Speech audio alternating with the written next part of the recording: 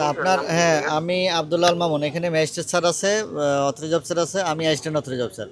আচ্ছা আপনার এখানে রাজুক অনুমোদিত নকশাটা কোথায়?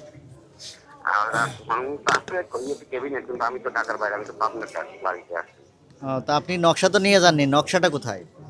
নকশাটা তো আসলে আমার ক্যাবিনেটের ভিতরে আটকানো হয়েছে। ক্যাবিনেটের ভিতরে চাবি আটকে টাবি রাখার জন্য কি রাজুক থেকে দেওয়া হয়েছে? আপনাকে তো না, সাইটে সংরক্ষণের জন্য দেওয়া হয়েছে। সেটা ঠিক আছে, কিন্তু চাবিটা তো আমার কাছে রয়েছে, আমি তো অফিসে যাকে বাইরে করতে পারবো না, এখন করতে আপনার এক পারবো না। কপি ফটোকপি হোক বা মেন কপি হোক, সাইটে সংরক্ষণের বিধান আছে, আপনি সেই বিধান মানেননি।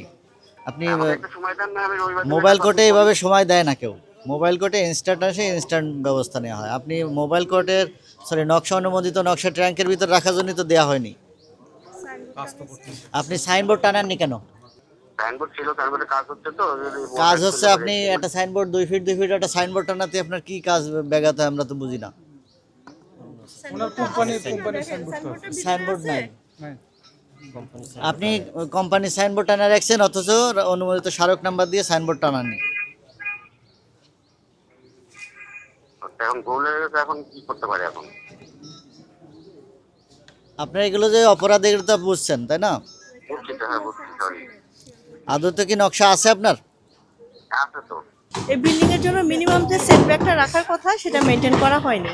নিচে যতটুকু ছাড়া হয়েছে তারপরে উপরে এক্সট্রা বাড়িয়ে ওনারা আবার সেটুকু দখল করে নিয়েছেন, এবং রাজুকের অনুমোদিত কোনো নকশা ওনারা এখন পর্যন্ত দেখাতে পারেনি, বা রাজুকের বিল্ডিং কোড মেনে নেওয়ার যে বিষয়গুলি ততটুকু ওনারা মেনটেন করেন থেকে এখন পর্যন্ত ওনার বিদ্যুৎ সংযোগটি বিচ্ছিন্ন করা হয়েছে, যেহেতু উনি অবৈধভাবে নির্মাণ করে যাচ্ছেন। আর ওনার যে এক্সট্রা অংশ যেটুকু আছে নিয়ম বহির্ভূত অংশ, ততটুকু কিছু আংশিক আমরা অপসারণ করে দিচ্ছি। এই ভবনের মিনিমাম যে সেটব্যাক থাকার কথা, মিনিমাম সেটব্যাক নাই। এটি এদের বড় সমস্যা। এরা কলম দেখেন, কলম করছে 5 ফিট দূরে, কিন্তু আবার এটা ক্যান্টিলিভার করে উপর থেকে এটা দখল করে নিছে। আমরা মূলত দেখি যে সেটব্যাক রাখছে কিনা, নকশা অনুযায়ী ওদের বিল্ডিংটা আছে কিনা। তো এরা তো ভায়োলেশন করে কাজ করছে, যে কারণে অভিযান হচ্ছে। বিল্ডিং ভাঙা এবং বিদ্যুৎ সংযোগ বিচ্ছিন্ন করার পর পাশাপাশি কি কোনো জরিমানা করা হবে কিনা? এটা ম্যাজিস্ট্রেট মহোদয় বলতে পারবে যে না, এখানে জরিমানা করার জন্য তো বাড়ির মালিককে লাগবে, তাই না? রেসপন্সিবল অথরিটি লাগবে, এই মুহূর্তে কাউকে পাওয়া যাচ্ছে না। আপনাদের অভিযানের পরে কি এখানে কার্যক্রম বন্ধ থাকবে কিনা, বিল্ডিং এর কার্যক্রম বন্ধ থাকবে? হ্যাঁ, কার্যক্রম তো আজকে আমরা বন্ধ করে দিয়েই যাব, আর আমাদের ইন্সপেক্টররা তো মনিটরিং এর মধ্যেই থাকেন। এরপরে যদি ওনারা চলমান রাখেন সেক্ষেত্রে আমরা ফার্দার স্টেপে যাব। ওনারা পুনরায় যদি ওনাদের কার্যক্রমগুলো চালু করতে চায়, যেহেতু স্ট্রাকচার দাঁড়িয়ে গেছে, সেক্ষেত্রে মানে ওনাদের কি করতে হবে, বা আপনাদের নিয়মের মধ্যে আসতে হলে ওনাদের আর কি করা উচিত?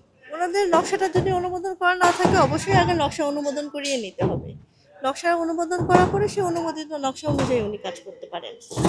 এই বিল্ডিংটাই যদি উনি অনুমোদন নিয়ে কাজ করতেন, আমাদের কোনো আপত্তি ছিল না। আমাদের কথা হচ্ছে, আপনারা যে নকশা নিয়েই কাজ করেন না কেন, নকশাটা রাজুক থেকে অ্যাপ্রুভাল নিয়ে নিতে হবে। নকশা আপনাদেরই, রাজুক যদি অ্যাপ্রুভাল দেয়, অ্যাপ্রুভালটা রাজুক থেকে নেবে।